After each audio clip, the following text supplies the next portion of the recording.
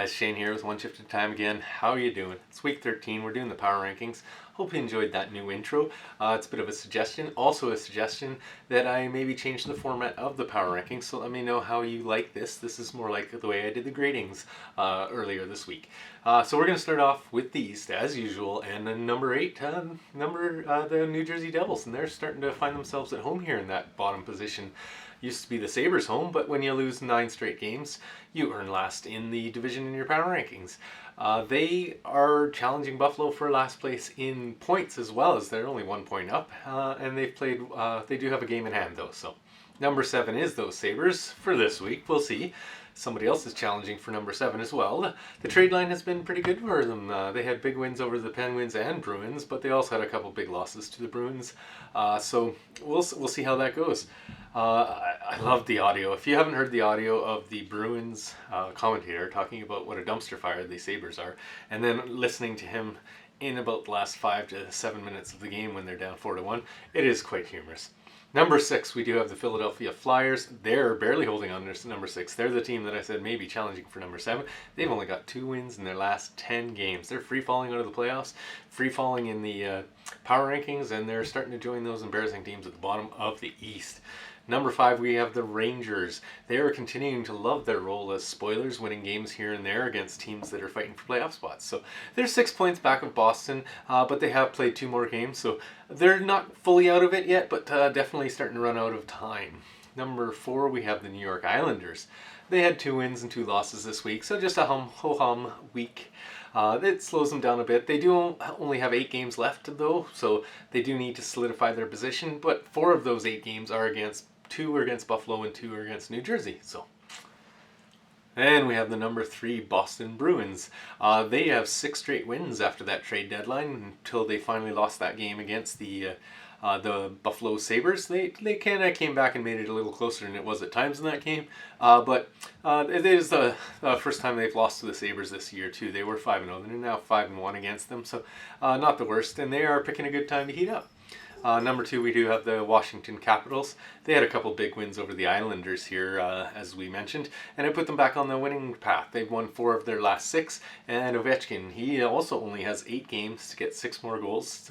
He can hopefully reach that 30-goal plateau, which he has reached every single season of his career, so that's quite impressive. Number 1, heating up at the right time, we have the number 1 Pittsburgh Penguins.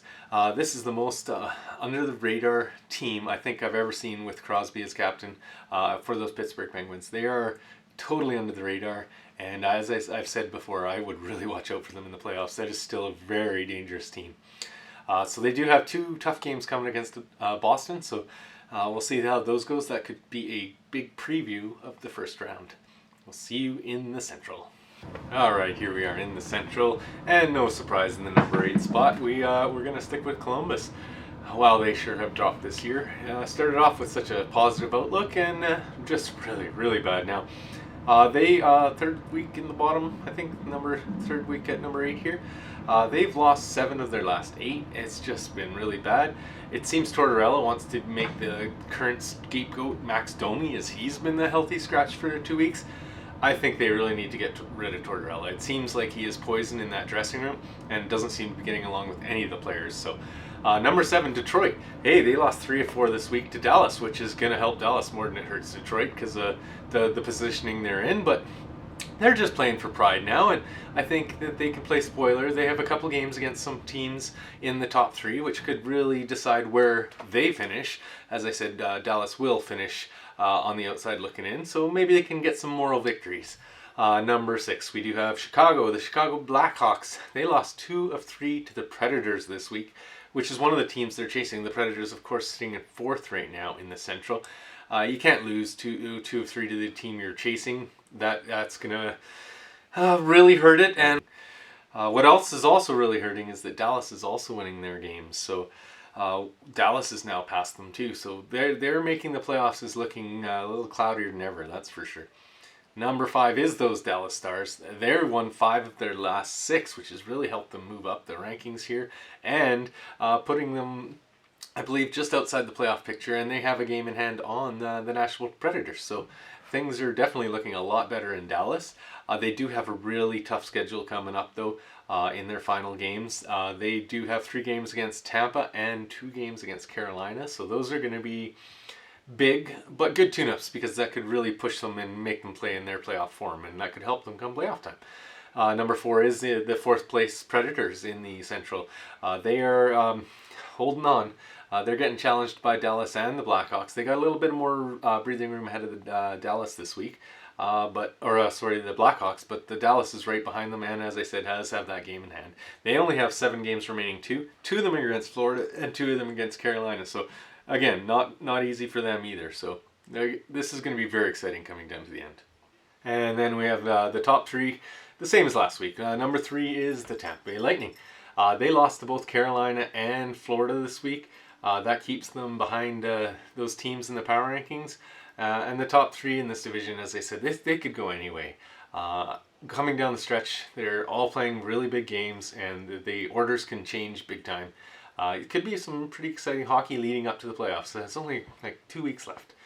Number 2 is Florida. Again, number 2 Florida. It's so awesome. They won 3 or 4 games this week, including a split with the Hurricanes. They have 2 games to finish the season against Tampa, which will be huge in deciding the positions of those teams.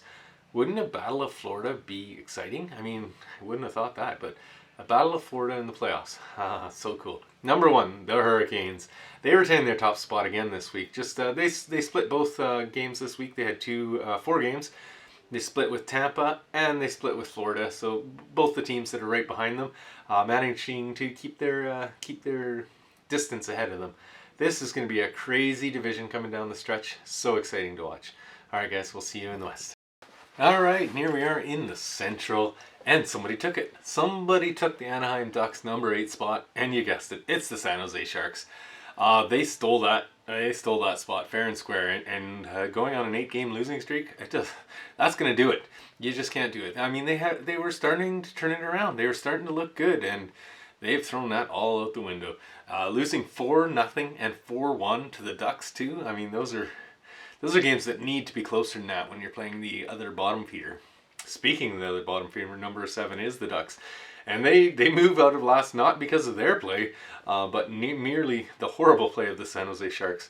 But they got to be happy to be out of number 8 in the power rankings finally. They are also on a 4-game losing streak though, so definitely, as I said, it's not any roses in Anaheim, that's for sure.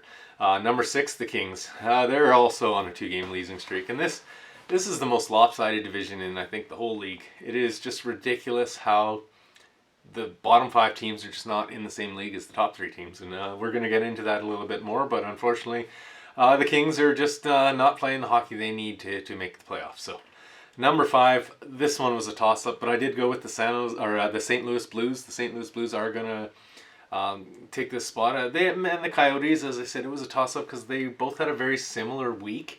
But the Coyotes were able to win the one-on-one matchup against the St. Louis Blues this week. I do think the Blues, though, are in a better position to make the playoffs because they have played 3 games less and they only trail by 1. But for weekly power rankings, I did give them the edge. As I said, number 4 Coyotes that got the edge. They are the best of the bottom 5. And as I said, this bottom 5 is just disgusting. There's such a huge gap.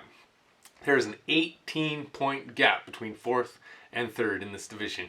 That is absolutely ridiculous. You don't see that anywhere else. All right, then we get into the more positive parts of this division, and that is number 3, Colorado. They finally lost, so unfortunately they dropped to 3. That's not their own fault. Just the amazing play of the teams around them. They have clinched their playoff spot. As I said, the top 3 teams in this division all have. I would not want to play them in the playoffs. They are a scary, scary team. Number 2, the Wild. The Wild clinched their playoffs with their win tonight over the San Jose Sharks, and they snuck that second place in the power rankings because of their 7-game winning streak. So just playing some really good hockey at the right time of the year. And then, of course, the number 1 team is going to be the Vegas Golden Knights. I mean, how do you beat a 7-game winning streak? You go on a 9-game winning streak. Absolutely unbelievable. Talk about getting warm at the right time. I think the rest of the league has to be very happy that only one of these teams is going to get past this division and meet into the conference finals, because there's some scary teams. I think both the Vegas and Colorado are just going to be the worst teams to want to play in the playoffs. That could be an amazing series. All right, guys, we'll see you in the North. And here we are, finally in the North. I can't believe we're only going to be doing this 2 more times in the regular season, but I can't wait for the playoffs to start. This is going to be insane. And talk about a division that is really putting on a fight. This one could go right down to the end of the season, and that is the way I love it. I hate kind of like in the West, where it's pretty much decided, and the last couple games are just useless throwaway games. I love when every last game matters, including the last game, and that could very well happen here in the North. We're going to start off with the Sens, number 7, and man, I don't want to put them here. They went 2 of 3 this week. They had a really good week. It feels bad to put them here, but just the teams at the bottom did well, and the teams at the top didn't do bad enough to have Ottawa ahead of them. So unfortunately, I have to have the Senators in last place. Number 6 is going to be the Vancouver Canucks. They moved up, and they could have moved up more. I'm going to probably move them up more. It's so good to see them back from COVID. It's so good to see them playing well. Those 2 big wins against the Leafs were huge. Then a split with Ottawa was a little scarier, but we'll see. They're going to have to pretty much win a lot of games down the stretch to make the playoffs here.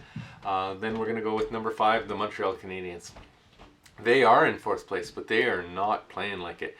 They are a team that doesn't look like they're fighting for the playoffs at all.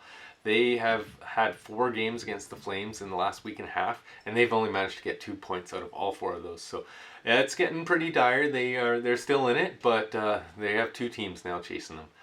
Number 4 is the Flames. This is the highest they've been in a while, and this is what I really hate about the Flames, is that every time when it looks like they're eliminated, they start to play well, and they give you a little bit of false sense of security.